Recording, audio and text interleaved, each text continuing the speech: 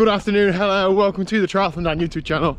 Welcome to the day of triathlon training. So today's training involves me dragging my ass out for a run. And I say it like that because yesterday's interval session, I did a hill effort session last night. It was really hurt me.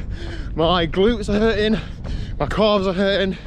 All those muscles that should be really conditioned by now really aren't. So yeah, a bit of a shock to the system, but it's really made me realise that, you know, in a triathlon you do have to sort of be able to run. So definitely going to try and be focusing on that over the next few weeks, because hour and a half in like what, 9 weeks, something like that.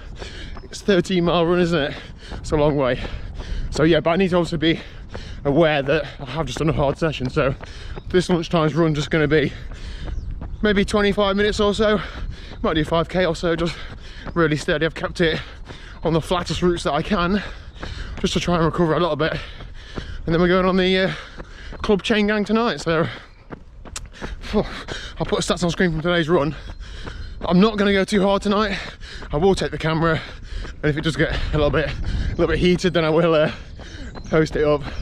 But I'm doing a duathlon tomorrow, so only as part of training, so I don't want to be too fresh, but I also don't want to turn up like really tired and struggle to do it. So just trying to toe that line. So yeah, see you later on the bike. Okay, so the time is 17:52. I had to leave at about 17:55, maybe 57, 58 to get to the club ride in time and not miss everybody. But I'm just cooking tea because Liz and I aren't going to cross paths until later. So she's going to walk into tea ready. Oh, what a treat. Now, I often think that she critiques my cooking, which she does, but she also just tries to trip me up left, right and centre. So today's tea is, or should have been, pasta and meatballs. However, can I find any meatballs in the fridge or freezer? Can the heck? So I've improvised pasta. I use the correct sauce as per listed on this week's menu, and Richmond not sausages. And that'll do. There you go. If you walked into that, how happy would you be? I know it needs some veg, but I ain't got time. Well, I'm wearing one glove, not Michael Jackson. I struggle with a bit of dry skin on the end of my thumb, or whatever. Anyway, it's got cream on, so I put a glove on. Right, let's get on the club ride. I'm going to put this camera on the front of the bike, maybe talk through a little bit afterwards. There have been talks about how can we entice more people to ride in our group, make it less savage, etc, etc. And then we did a full circle, and the lads then decided that Fast Fridays, what we call our Friday night chain gang, isn't for softies who want to all ride together. It's for people who want to go hard, and if you get dropped, you get dropped, but that's the proviso you set out on. So we'll see how hard it is. Let's go. Okay, so chain gang's done and dusted. But before I get into debriefing that, Liz, what's up with tea? He's not done the right meal. What do you mean? Not even done the right week. We have a menu, right? Every week we have a list of meals. So I picked up the list and I looked on Friday. Friday the 16th is done. Well, why are we a week ahead? We're never a week ahead. Spaghetti bolognese should have been this evening. Hence why there was bolognese sauce in the cupboard. No meatballs in the fridge or freezer. Hence. Yeah, well, did you enjoy your Try. sausages and pasta and bolognese sauce?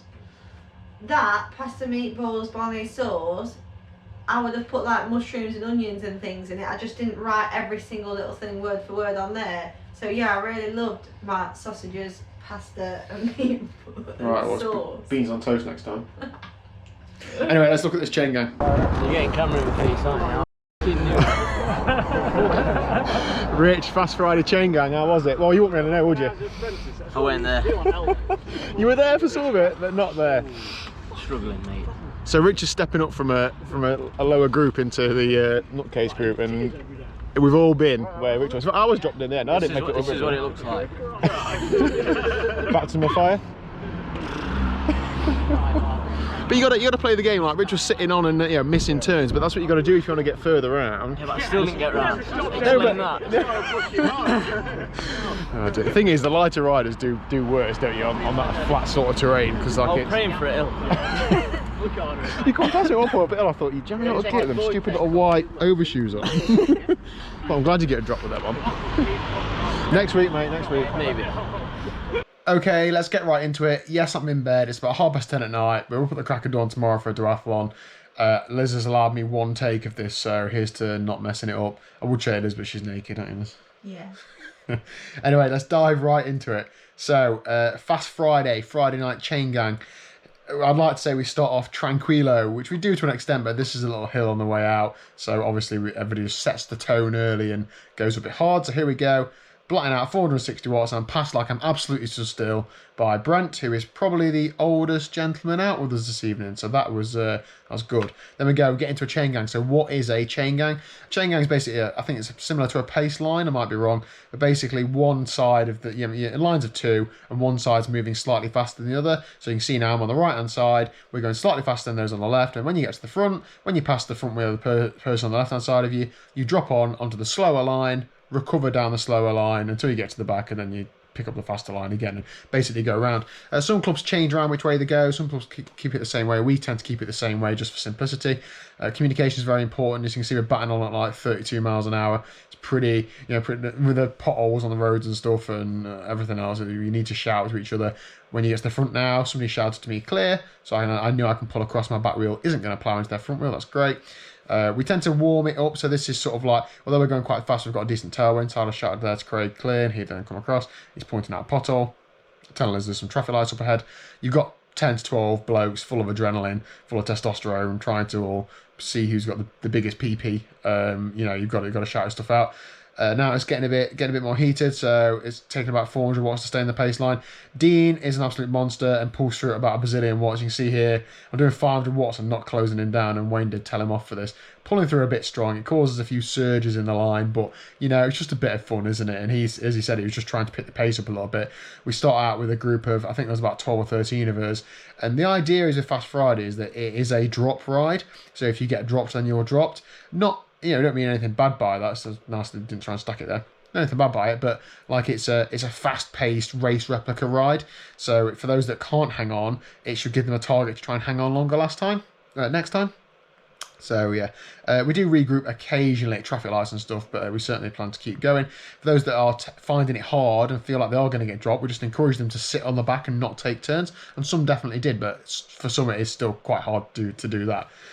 So we go, following Dean through again, hoping and praying that he's not going to pull through it like a bazillion watts as he did last time. Here we go, a bit more sedate now. So you can see it's quite surgy in the line, so it depends what sort of turn people are taking. When you hit the front and hit the wind now, I'll probably pick it up 50 watts or so in order to keep the same speed. You don't want to cause a surge for those behind you. The idea is that when you're recovering, you're below threshold, and when you're in the fast line, you should be above threshold or working hard. That's how I understand it anyway. So yeah, just trying to recover now. I think as we get further through the ride, for some reason I've let a big gap open up here, so I've got a lot of work to do. This is up a slight hill, and I want to push hard here just to get past that slower line. They were probably going a little bit too quick. I probably should have just sat up and kept to about 400 watts, but it's good training. I should have been doing a VO2 max workout tonight, so definitely hitting the VO2 max agenda. And then I think Richard comes past me here. Yep, there we go, and that's probably his undoing. As we've seen, he didn't feature much in the rest of the ride, but a good rider, I'm sure he will get stronger as the year goes on. Here we go now, so I think we're down to 6 or 7 riders that are taking turns. The rest of them are either sitting on or they're dropped somewhere and formed a second group or something. But the pace was really picking up. I'm finding that my heart rate was sitting threshold or above. There's not really much time when that happens. Like you got less time to recover. Although your turns are a bit shorter, perhaps if you're just pulling through short and hard and peeling off, it's still hard. So here, I hit the front. Try not to, when you hit the front of the steady line, you can't just freewheel either, because of course the people behind you are still pedaling, so you don't want to cause a big backward surge, whatever that's called, like a wave. You've got to keep pedaling and just ease the power down a little bit. Here we go now, so it's still pretty quick, still doing 26 miles an hour. I'm going to do a video about how to ride a chain gang. I've got some footage from a couple of years ago when I was actually won a summit finish of this ride. I mean, the only time I've ever been first to the top. As you can see here, it's all about trying to get close to the rider in front and close to the left line. So I was right behind Wayne there, just getting the most of that draft. Every little saving you can make is very beneficial when you're absolutely on the limit. And you see here, if I drop down again. So this here, this is near the end. We have a little rise up, and then we get to a roundabout, and then we have another rise up. We basically just do a bit of a race to the top of the hill. It's quite straightforward. So I let a big gap open up here. Matt comes around me and says, "That's a big gap, Daniel." I was like, "Yeah, I know." And then he, of course, closes it with absolutely no problem. I ramp it up to 550 watts. Yes, he's looking behind me to see where on earth I am, why aren't you on my wheel? I'm trying, Matt. I'm absolutely trying. Doing 430 watts or so. yeah, doing loads of watch, just trying to hang on to him, but eventually did catch on. And then, as you can see now, I'm well and truly dropped. Went over the motorway roundabout and then up the next hill. I just had absolutely nothing left. I was gone. I'd spent everything I had. But that's the purpose of the training session. We all regrouped at the top of the hill and had a nice spin home, so that's absolutely fine.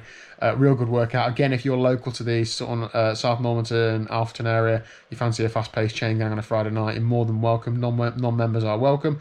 You need to be on Strava for track and trace, etc. But if you want to come along, then please do drop me a message, or South Normanton Cycling Club on Instagram. I also run that account, so that's basically just messaging me. Anyway, thank you very much for watching. If you haven't already, please do hit the subscribe and like button down below for plenty more chain gang and race content this year. Hopefully with me featuring towards the end a little bit more, but there you go. And I will see you tomorrow at 4 PM for a race day vlog. Duathlon tomorrow, Liz? Yeah. Yes, see you there. You're in.